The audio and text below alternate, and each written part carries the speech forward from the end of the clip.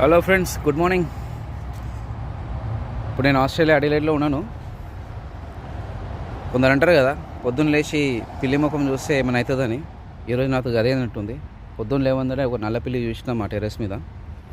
అయితే ఇప్పుడు నాకు ఏమైందంటే, ఈ కార్ నేను రెంట్కి తీసుకున్నా ఒక 2 రోజుల ముందు నడిపిద్దామని, ఊరు తిరుగుదామని. అయితే చూసిరా, పంచర్ అయింది.